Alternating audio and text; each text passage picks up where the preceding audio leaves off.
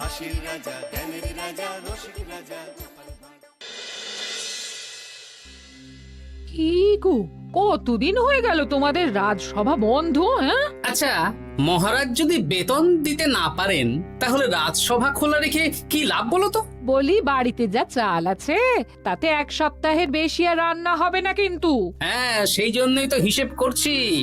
বাড়িতে অপ্রয়োজনীয় যা যা জিনিসপত্র আছে সেসব বেচে দেব। আর বেচার মতো কিছুই নেই গো। দেখো, তুমি সব সময় আমার পরেই খাও, তাই আমাদের একটা করে থালা বাটি বেচে দিলে তো কোনো সমস্যা নেই গিন্নি। এই তোমার মাথা না কাজ করছে না।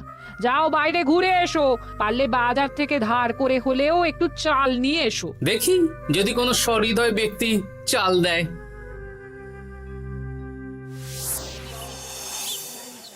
না গোপাল দাদা, বাজারের অবস্থা খুব খারাপ, আর আমি ধারে বিক্রি করছি না। আহা, আরে আমি কোনোদিন তোমার একানাও বাকি রেখেছি বলো? আমি বুঝতে পারছি গোপাল দাদা, কিন্তু আমিও নিরুপায়। গত মাসের বেতন এখনো পাইনি। মহারাজ অনির্দিষ্ট কালের জন্য রাজসভা বন্ধ রেখেছেন। বিশ্বাস করো, বিশ্বাস করো, বেতন পেলেই তোমার ধার আমি মিটিয়ে দেবো। এই সপ্তাহ খানেক আগে একই কথা বলে সেনাপতি ধারে 25 কেজি চাল নিয়ে গেছেন। এখন ওনার কোনোই পাত্তা নেই। কি যে করি, কাছের বন্ধু বলতে বিজ্ঞানী আর সভাকবি। দেখি ওদের বাড়িতে একবার ঢুঁ মেরে।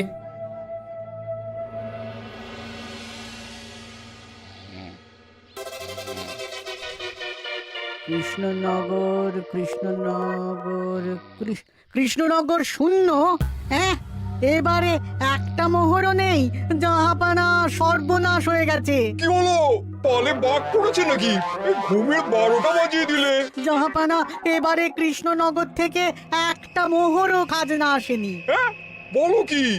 1 মাস আগে বাৎসরিক খাজনা দেওয়ার শেষ দিন ছিল, কিন্তু এখনো একটা মোহরও খাজনা আসেনি। না জাহাপানা। পড়েছে এই বেগমের জন্য হীরের হার, হীরের কানের দুল, হীরের নাকছাবি বানাতে দিয়েছি। উজির, যা হোক করে কৃষ্ণনগর থেকে আমার খাজনা চাই চাই। তাহলে তো কৃষ্ণচন্দ্রকেই তলব করতে হবে। যা করার করো। বাবা, এই সময় তোমার শখ হয়েছে ময়না পোষা? আরে না না, আমি পুষিনি।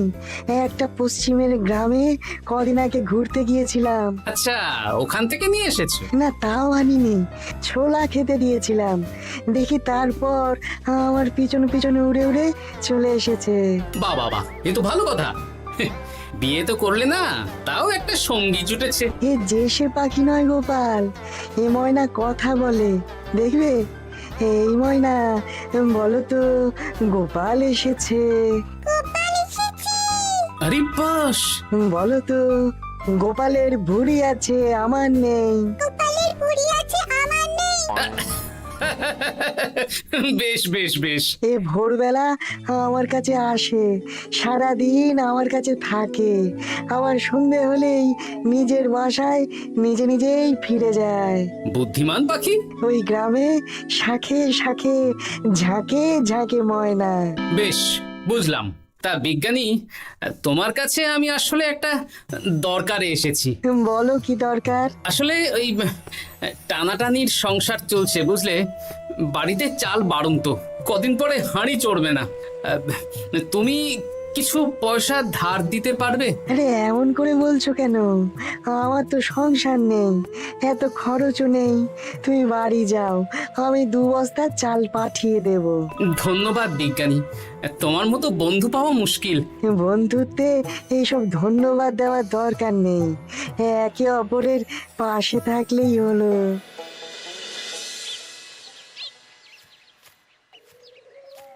এ কি গো, খালি হাতে ঢুকছো যে?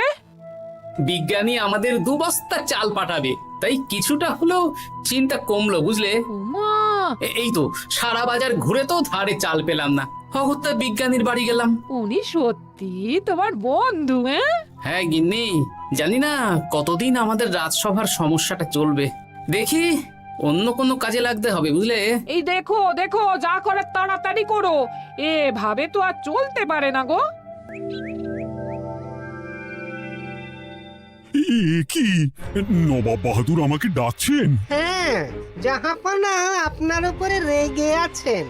অতি সত্বর আপনাকে দেখা করতে বলেছেন। এবারে চাষাবাদের মন্দার কারণে রাজস্ব আদায় তেমন ভালো হয়নি, তাই খাজনা পাঠাতে পারিনি। আর কিছুদিন অপেক্ষা করতে বলুন, আমি ঠিক খাজনা পাঠিয়ে দেব। এখন আর খাজনা নিয়ে কথা বলবেন কিনা জানি না। আপনাকে নবাব এই আদেশ পাঠিয়েছেন, আপনি 2 দিনের মধ্যে নবাব বাহাদুরের সাথে দেখা করবেন। আচ্ছা ঠিক আছে।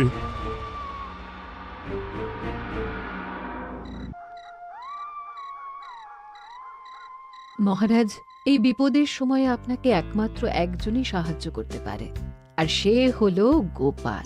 আমি কোন মুখে গোপালকে ডাকবো বলো তো রানী? দীর্ঘদিন ওদের বেতন দিতে পারছি না। গোপাল এরকম স্বার্থপর মানুষই নয় যে নিজের কাজের সময় কাজী আর কাজ ফুরলে বাজি হয়ে যাবে। আপনি একবার বলেই দেখুন না।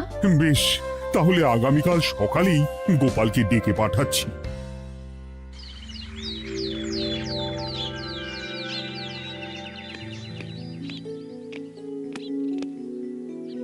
আসতে পারি মহারাজ? হ্যাঁ গোপাল, এসো এসো। মহারাজ, আমাকে হঠাৎ ডেকে পাঠালেন যে? শোনো, নবাব বাহাদুর বলেছেন ওখানে যেতে হবে, কারণ এবারে কৃষ্ণনগর থেকে কোনো খাজনা পৌঁছয়নি। মহারাজ, আপনি গেলেও বিপদ, না গেলেও বিপদ। হ্যাঁ, সেটাই তো আমাকে সবচেয়ে বেশি ভাবাচ্ছে, কিন্তু না গেলেই যে নয়। তাহলে এক কাজ করি মহারাজ, আমিও বরং আপনার সাথে যাই। যা বিপদ আসবে একসাথে লড়বো। ও গোপাল, তুমি যেন আমার বুক থেকে পাথর নামিয়ে দিলে। তোমাকে যে কি বলে ধন্যবাদ জানাবো। তাহলে কখন বেরোবেন বলুন? আজকে সন্ধ্যের দিকে বেরিয়ে পড়বো, তাহলে কাল সকাল সকাল মুর্শিদাবাদ পৌঁছে যাব। কতদিন থাকতে হবে তো কিছুই জানি না, তাহলে ওই 3-4টে জামা কাপড় ধুতি নিয়ে নেব, কি বলেন? হ্যাঁ হ্যাঁ, তাই নিও। তাহলে সন্ধ্যেবেলা রাজবাড়িতে এসো, একসাথেই বেরিয়ে পড়বো। আচ্ছা মহারাজ। বলি, তোমার কি মুর্শিদাবাদে না গেলেই নয় গো? আমাকে তো যেতেই হবে গিন্নি। জানি নবাব বাহাদুর কিভাবে ছক করে কল করে, তুমি সাবধানে থেকো গো। দেখো, আমি যখন যাচ্ছি তখন নবাব বাহাদুরকে এবার সাবধানে থাকতে হবে। হ্যাঁ, ঠিক আছে ঠিক আছে, মাথা ঠান্ডা রাখবে, বেশি ওস্তাদি করতে যাবে না। এমনিতেই আমাদের অবস্থা এখন ভালো নয়। আরে তুমি অতিরিক্ত চিন্তা করো না তো গিন্নি। জাহাপনা, কন্যাগুলো কবে আসবে? এখনো 2-3 দিন সময় লাগবে বেগম। এত সময় লাগছে কেন জাহাপনা? দেশের কোণে কোণে খুঁজে সেরা সেরা হিরে দিয়ে বানানো হচ্ছে যে, সময় তো লাগবেই বেগম। তাহলে তো অনেক খরচ হচ্ছে। তাও হচ্ছে বটে, কিন্তু তোমার জন্য আমি সব করতে পারি। আমাদের মুর্শিদাবাদের হীরালালের হাতের কাজ দেশের সেরা। আপনি সত্যি আমাকে ভালোবাসেন, আমার জন্য এত খরচ করে গয়না বানিয়ে দিচ্ছেন। তুমি খরচ নিয়ে এত চিন্তা করো না। কৃষ্ণনগর থেকে এই বছর ভালো খাজনা প্রাপ্য ছিল, কিন্তু এখনো একটা কানাকড়িও আসেনি। তাহলে আপনার গয়না বানাতে যা খরচ হবে সব আপনার সিন্ধুক থেকে দিয়ে দেবেন? না না না, কৃষ্ণনগর থেকেই আদায় করব, ওকে তলব করেছি। আচ্ছা, সহিস, গাড়ি ছাড়ো। যথাজ্ঞা মহারাজ।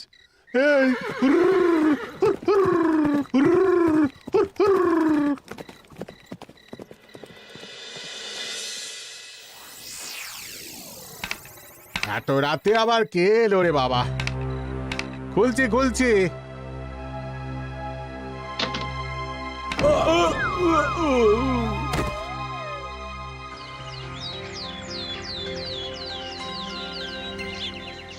সর্বনাশ হয়ে গেছে জাহাপানা। কি হয়েছে হীরালাল? নবাব বাহাদুর, মহারাজ কৃষ্ণচন্দ্র আর গোপাল এসেছেন আপনার সাথে দেখা করতে। ওদের দরবারে আসতে বলো। হ্যাঁ, এবার বলো হীরালাল, কি হয়েছে? তোমার মাথায় পট্টি কেন? জাহাপানা, গত রাতে আমার সর্বস্ব লুট হয়ে গেছে। বলো কি হীরালাল, তোমার কাছেই তো বেগমের হীরের সব গয়নাগাটি বানাতে দিয়েছিলাম। হ্যাঁ জাহাপানা, সব গেছে। আমার মাথায় মেরে সব লুট করে নিয়ে গেছে। এবার আমি কি করব জাহাপানা? বেগম সাহেবা, আপনার গয়না যে হীরালাল শেখরার কাছে জাহাপনা বানাতে দিয়েছিলেন, ওনার সব লুট হয়ে গেছে। মানে আমি এক্ষুনি নিজের কানে শুনে এলাম, এখন হীরালাল শেখরা এসেছে।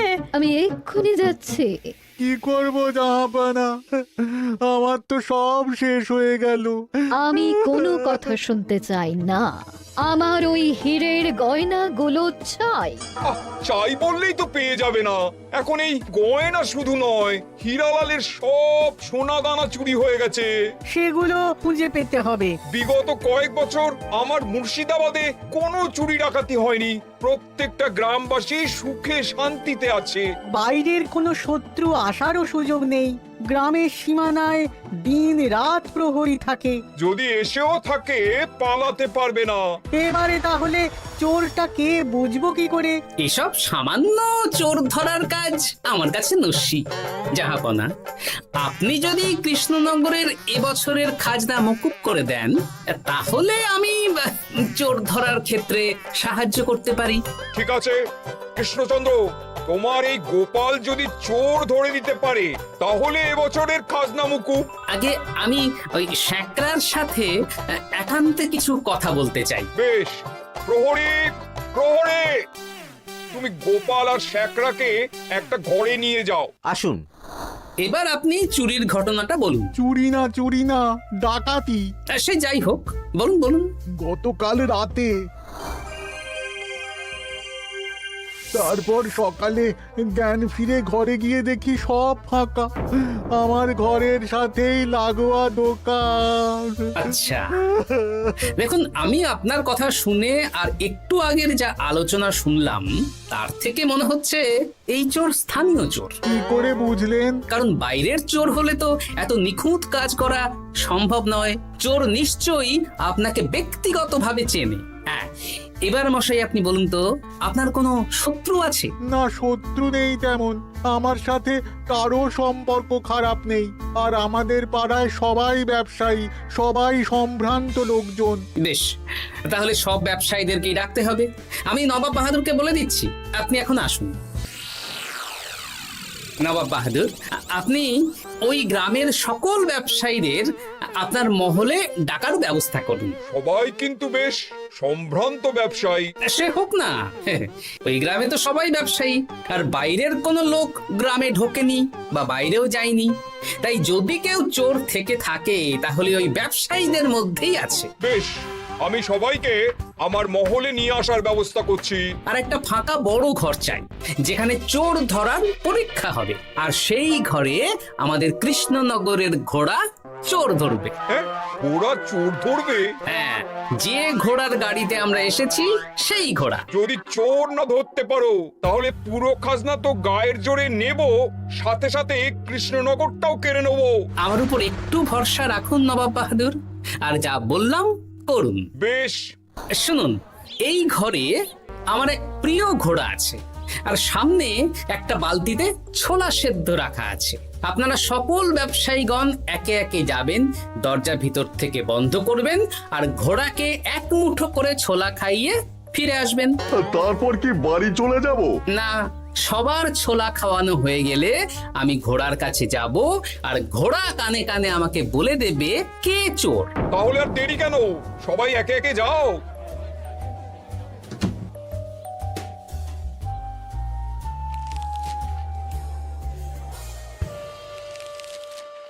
কি করি যদি ঘোড়া সত্যি সত্যি বুঝে যায়? ছোলা খাওয়াবোই না। ব্যাস, ছোলা খাওয়ানো হয়ে গেল। এবার গোপাল বলো তো কে চোর?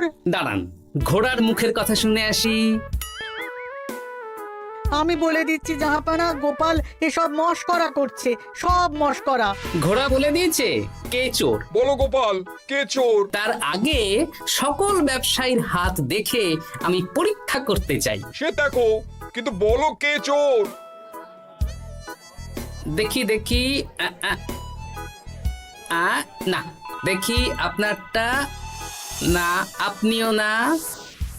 না, আপনিও না। একি মশাই, চুরিটা তো আপনিই করেছেন, আপনিই চোর। কি উল্টো পাল্টা কথা বলছেন? আমি চুরি করিনি। হ্যাঁ, আপনিই চুরি করেছেন, তাই ভয়ে ঘোড়াকে ছোলা খাওয়াননি। কারণ আমি ছোলার মধ্যে রান্নার হলুদ গুঁড়ো মিশিয়ে রেখেছিলাম, তাই যারা যারা ঘোড়াকে ছোলা খাইয়েছেন সবার হাতেই হলুদ রং লেগে আছে। শুধু ওর হাতে নেই। ভাই, শেষে তুই? তোর মনে মনে এত হিংসা? ভাই মানে? আরে ও তো আমার খুড়তো ভাই পান্নালাল, ওরও সোনা গয়নার ব্যবসা। ব্যাস, এবার তাহলে বলেই দিন পুরো ব্যাপারটা, কারণ এখান থেকে পালানোর কোনো পথ নেই। ভুল হয়ে গেছে দেখাবো না। আমার দাদা আমার থেকে অনেক বেশি রোজগার করতো, তাই আমার মনে মনে হিংসে ছিল। তারপর বেগম সাহেব আর হীরের গয়না বানানোর এত বড় বায়না পেল, তাই হিংসা আরো বেড়ে গেল। আর তুই চুরি করলি? চুরির সব জিনিস কোথায় আছে? আমার বাড়িতেই আছে দেখাবো না। সাব্বাস গোপাল, সাব্বাস, তোমার কি বুদ্ধি! তাহলে জাহাপানা, কথা মতন আমাদের এই বছর তাহলে খাজনা দিতে হচ্ছে না। না, কথা যখন দিয়েছি তখন আমি তো আর কথার খেলাপ করতে পারি না। আচ্ছা গোপাল, তোমার তো এত বুদ্ধি, আমার একটা শখ পূরণ করতে পারবে? কি শখ বলুন নবাব বাহাদুর। আমার অনেক দিনের ইচ্ছে একটা হাওয়া মহল বানাবো, কিন্তু ঘরামি রাজমিস্ত্রি কেউই বানাতে পারবে না বলছে। তুমি কি বানিয়ে দিতে পারবে? আগে পারবো জাহাপনা, কিন্তু তার বদলে আমি কি পাবো? আগামী 5 বছর কৃষ্ণনগরের খাজনা মুকুব, আর তোমাকে আমি 100 মোহর উপহার দেবো।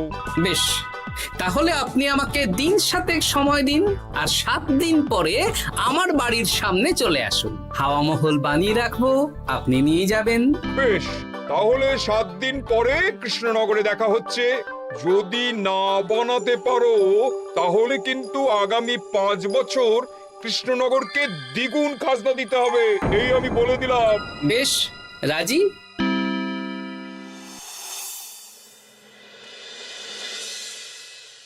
বেশ তো বড় মুখ করে বলে দিলে হাওয়া মহল বানাবে। রাজি রাজি। এবার যদি না বানাতে পারো, সব তো উল্টে যাবে। আপনি চিন্তা করবেন না মহারাজ, নবাব বাহাদুর আমাকে প্যাঁচে ফেলতে চেয়েছেন, তাই আমিও ওনাকে ঘোর প্যাঁচ দেব।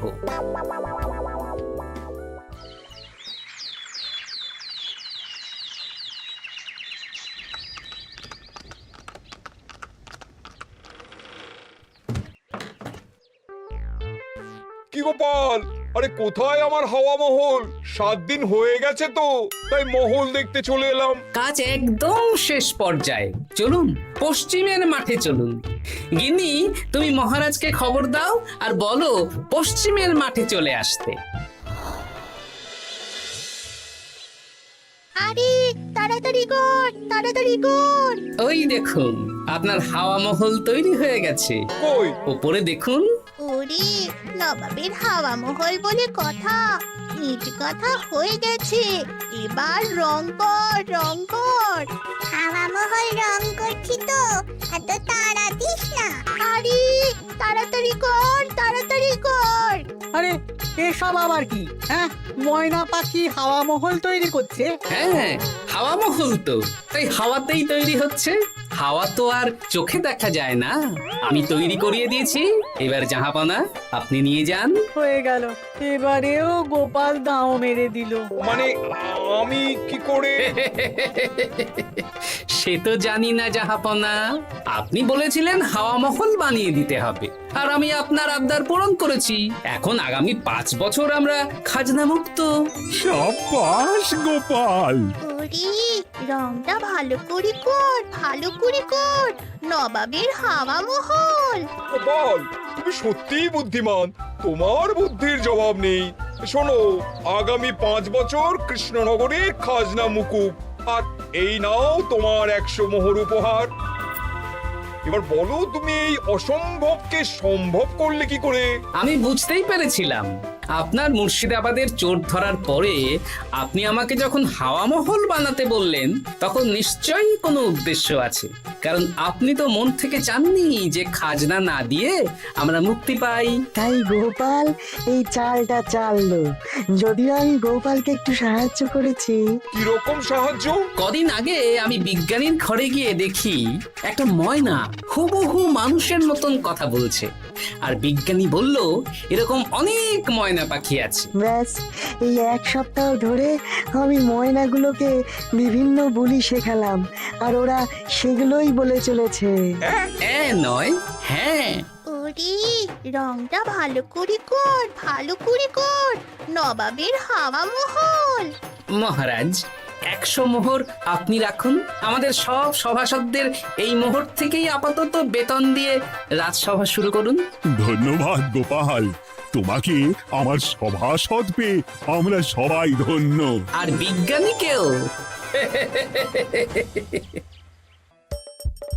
হাসির রাজা জ্ঞানের রাজা রসিক রাজা